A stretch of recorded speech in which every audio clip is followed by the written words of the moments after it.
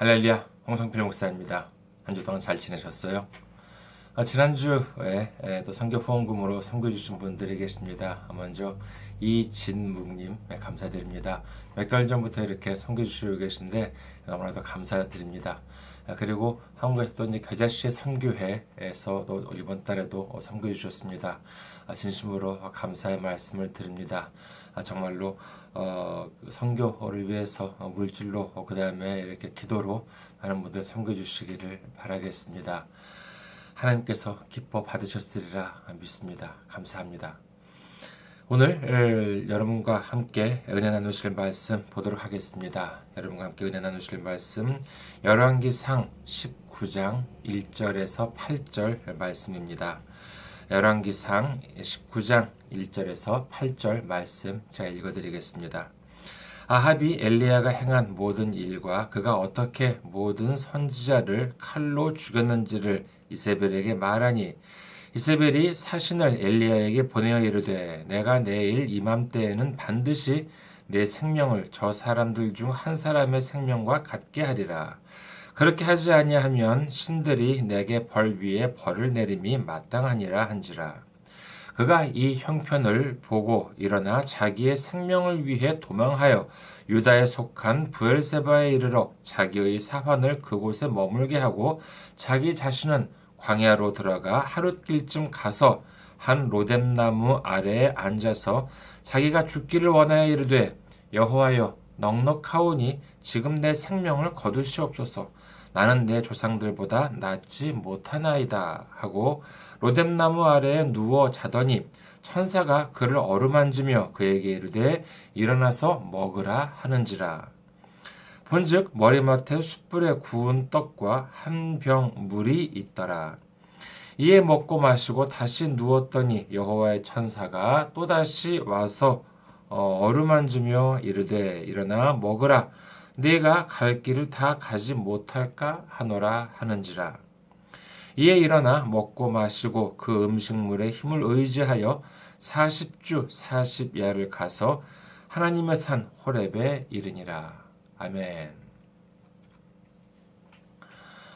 할렐루야. 하나님을 사랑하시면 아멘 하시기 바랍니다. 아멘. 저는 오늘 여러분과 함께 고독이라는 이름의 길이라는 제목으로 은혜를 나누고자 합니다.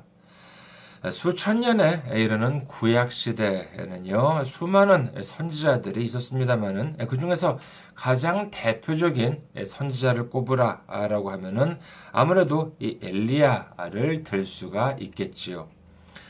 그가 언제 태어났는지 성경에는 기록되어 있지 않습니다. 신구약을 통틀어서요. 그렇지만 신구약을 통틀어서 죽음을 경험하지 않고 하나님이 데려가신 사람이 둘 있는데 바로 그 중에 한 사람이 엘리야였죠. 참고로 또 한 사람은 창세기에 나오는 에녹이라고 하는 사람이었습니다. 하나님께서는요, 이 엘리야를 크게 쓰셨습니다. 엘리야는요, 수많은 이적을 행했고요. 갈멜산에서는요, 하나님을 따르지 않고 이 사악한 우상인 바알과 아세라를 따르는 거짓 선지자들 총 850명을 혼자서 상대해서 대승을 거두었습니다. 이 얼마나 놀라운 역사입니까? 상식적으로 생각하면은요, 다른 이도 아닌 엘리야 정도 되는 이 놀라운 선지자라고 하면은요, 이처럼 눈부신 전과를 세웠는데, 하나님께 감사하고, 하나님을 찬양하고, 모든 영광을 하나님께 돌리고, 그랬겠지요. 그런데 이 일로 인해서 당시 이 우상숭배에 앞장섰던 아합 왕, 사실 정확히는 아합 왕보다는요, 그 아합 왕의 부인, 왕비죠, 이세벨이 이제 이 모든 우상들을 다 이렇게 아주 그냥 앞장서서 이렇게 그 이스라엘에 다 끌어들였습니다. 이 이세벨이 엘리야의 목숨을 빼앗을 것이다 라는 소식을 듣자 이 대선지자 엘리야는 어떻게 했습니까? 감히 너희들이 여호와 하나님을 대항하라느냐?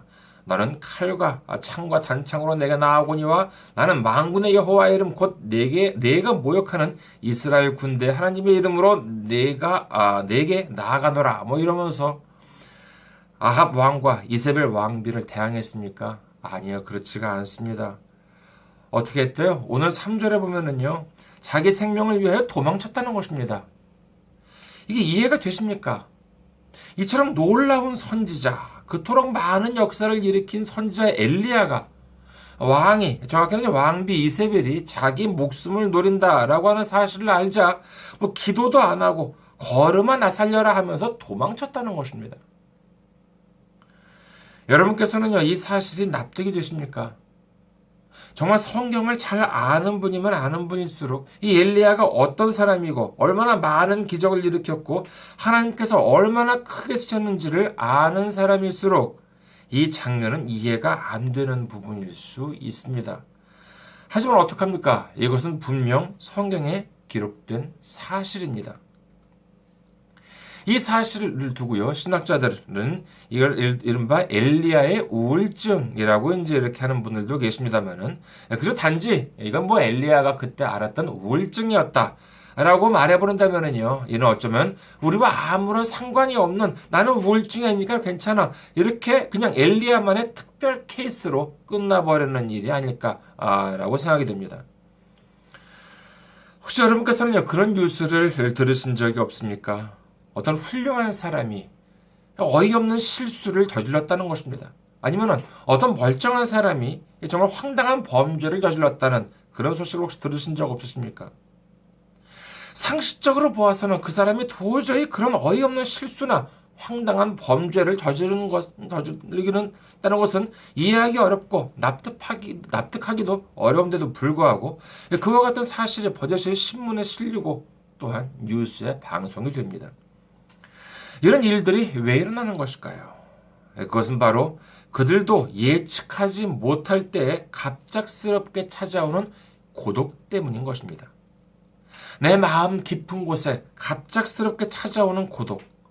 내 주변에는 많은 사람들이 있을 줄 알았는데, 나를 이해해주는 사람들이 많을 줄 알았는데, 알고 보니까 아무도 나를 알아주지 않고 아무도 나를 이해해주지 않는 것처럼 느껴질 때, 그것이 바로 고독인 것입니다.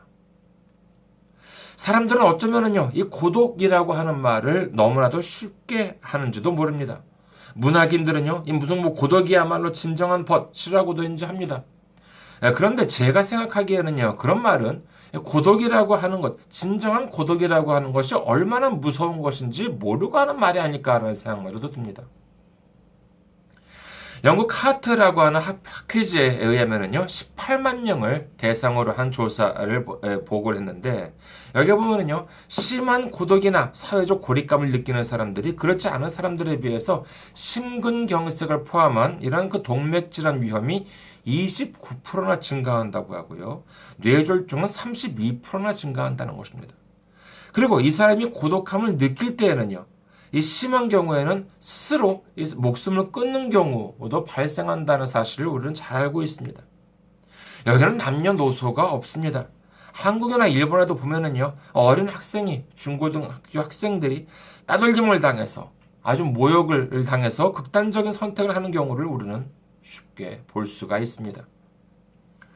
그렇다고 어른들은 안 그렇습니까? 많이 배운 사람이면 고독을 피해갈 수 있습니까? 아니, 없습니다. 아무리 많이 아무리 경험이 많은, 아무리 학벌 좋고, 아무리 훌륭한 인품을 가졌다 하더라도 이 고독이라고 하는 것은요, 그야말로 도적같이 갑작스럽게 찾아오는 것입니다. 이는 그러면은 믿지 않는 사람한테만 그렇다는 것일까요? 아니요, 그렇지 않습니다. 믿는 사람들도 역시 마찬가지예요. 안타깝게도요, 이 교회라고 해서 이 문제에서 자유로울 수 없습니다.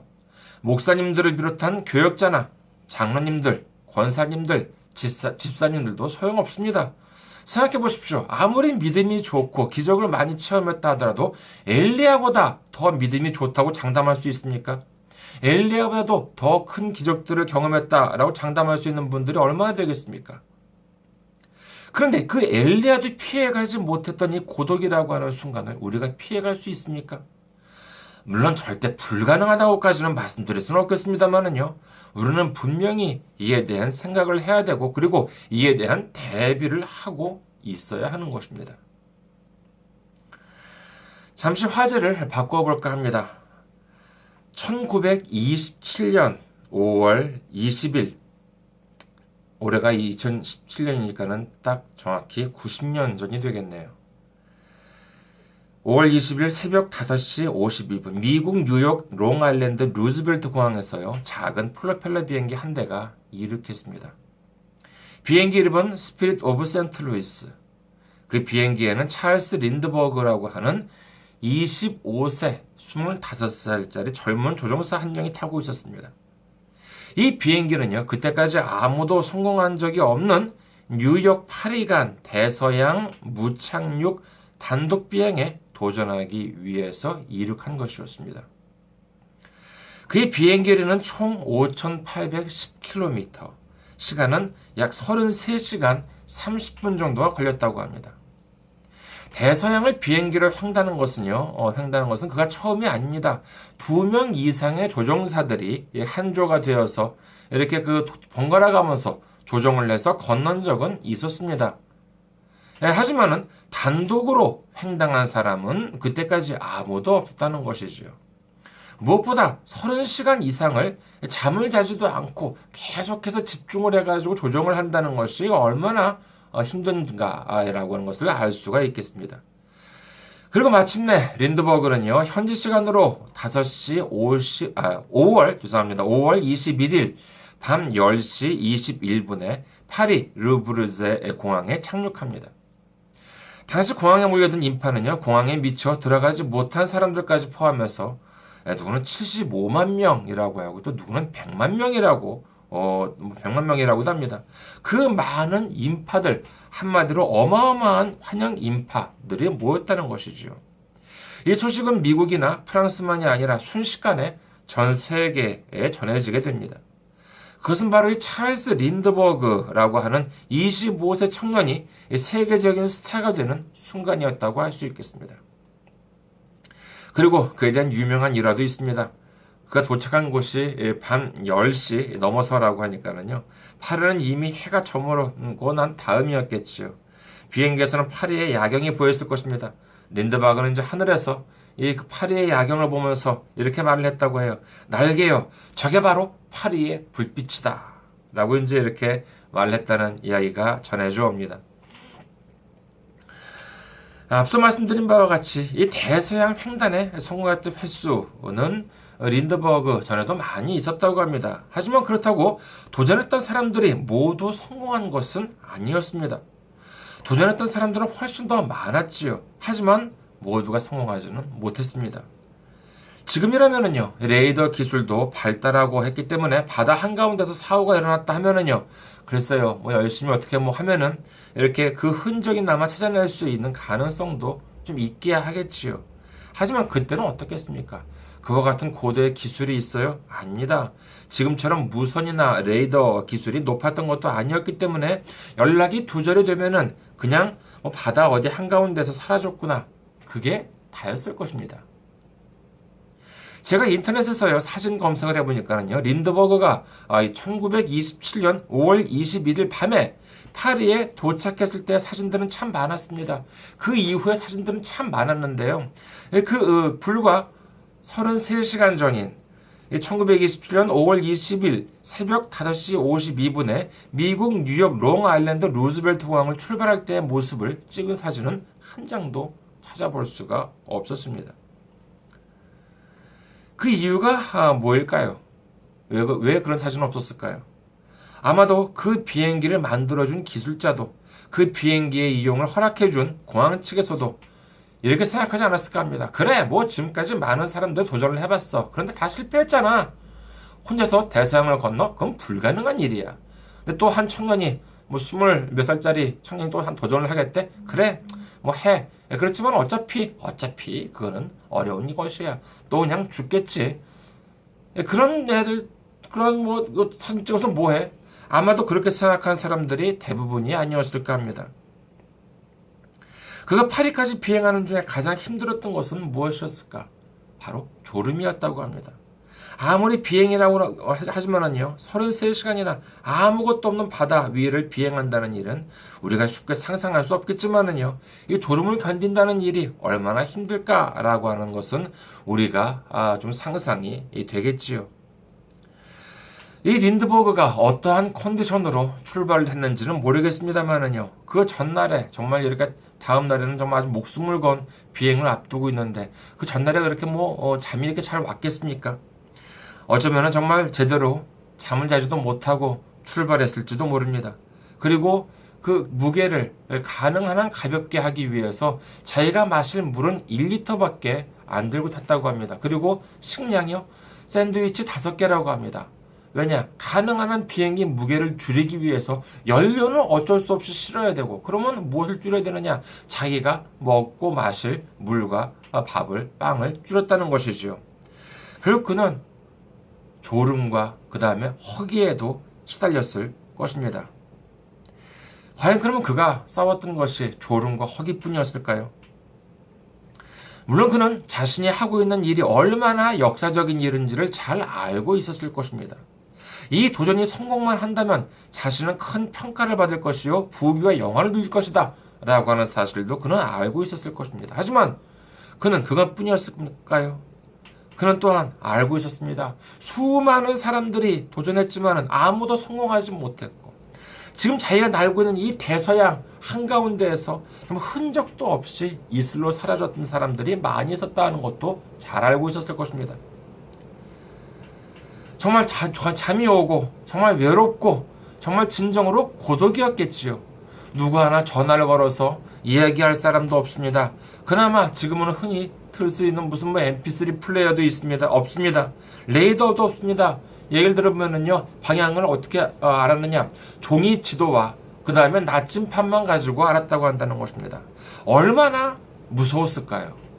정말 이 방향이 맞는 것인지, 정말로 이대로 가면은 파리에 도착할 수 있는지, 자칫하면 정말 추락하지 않을 것인지, 그리고 어딘가 도착했다라고 했는데 웬걸 파리가 아니라 무슨 사막 한가운데야 이런데 도착한 것은 아닌지, 또 파리에 무사히 도착했다라고 하면은 누가 맞아줄 사람이나 있는지, 덩그러니 나 혼자 착륙하고 쓸쓸히 숙소로 가는 것은 아닌지, 온갖 생각들이 그 33시간 동안에 있지 않았을까라고 할 생각을 해봅니다.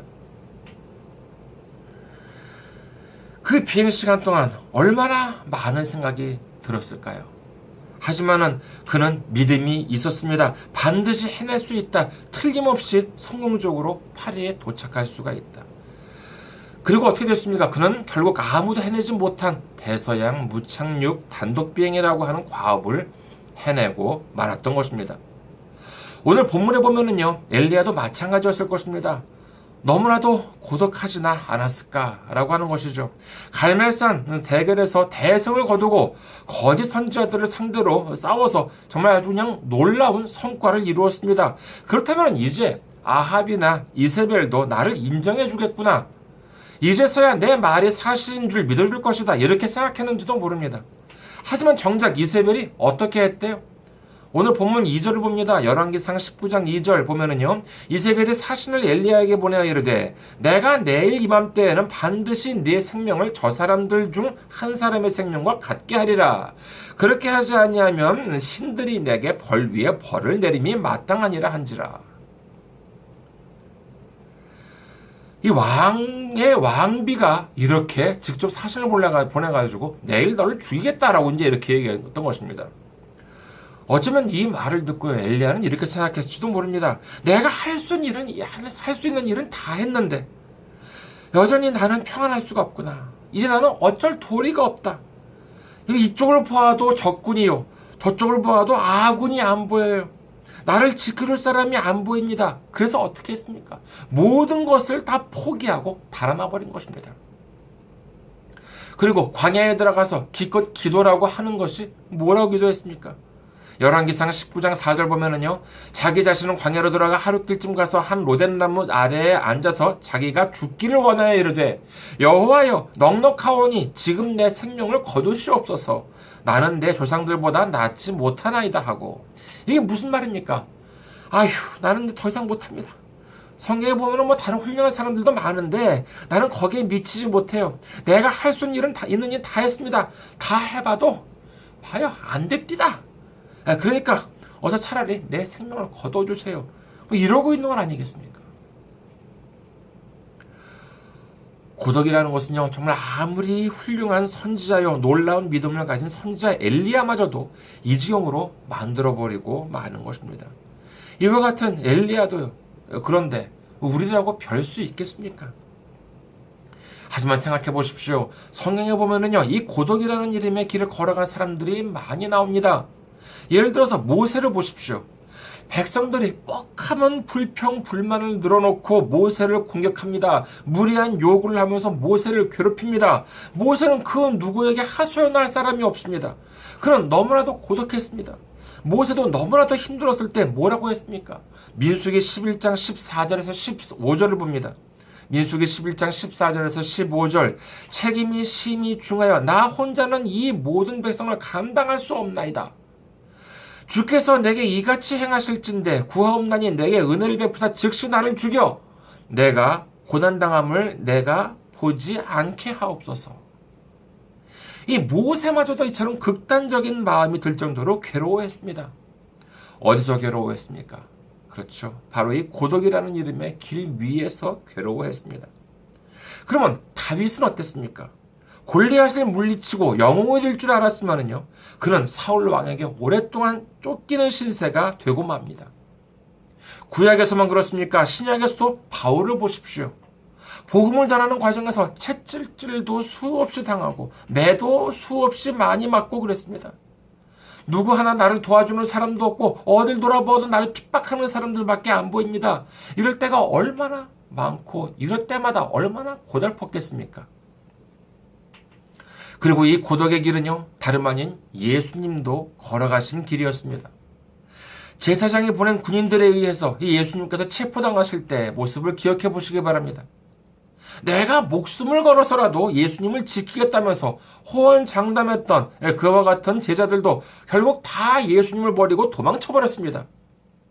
마지막까지 남아있던 제자 베드로마저도 예수님을 3번이나 부인을 했습니다. 혹시 고독을 겪고 있습니까? 외로우십니까? 주변을 돌아봐도 아무도 내 편이 아닌 것처럼 느껴지십니까? 걱정하지 마시기 바랍니다. 주님이 함께 하십니다. 주님이 우리와 함께 하십니다. 그 길은 주님이 우리를 괴롭히기 위해서가 아닌 우리로 하여금 세상을 의지하지 말고 이웃을 의지하지 말고 오직 나만 바라보고 오직 나만을 의지하라고 말씀하고 계신 순간인 것입니다. 고독의 길은 지금 그 순간 혼자 남겨진 것 같고 지치고 힘들게 느껴질지라도 주님을 의지하면서 조금만 참고 견디시기 바랍니다. 그 길은 우리가 처음 가는 길이 아닙니다. 많은 믿음의 대선배들이 이미 걸어갔던 길입니다. 그리고 그 길을 통해서 믿음이 성장했고 그 길 마지막에는 수많은 주님의 사람들이 우리를 환영해 맞이해 줄 것입니다. 그리고 고독을 느낄 때일수록 그럴 때일수록 주님만을 바라보고 앞으로 담대하게 나아가면서 세상을 이기고 마침내 주님께서 인도해 주시는 길로 힘차게 걸어가는 그리고 주님 품에 안기는 우리 모두가 되시기를 주님의 이름으로 축원합니다. 감사합니다. 건강하시고 다음 주에 또 힘찬 모습으로 뵙기를 바라겠습니다.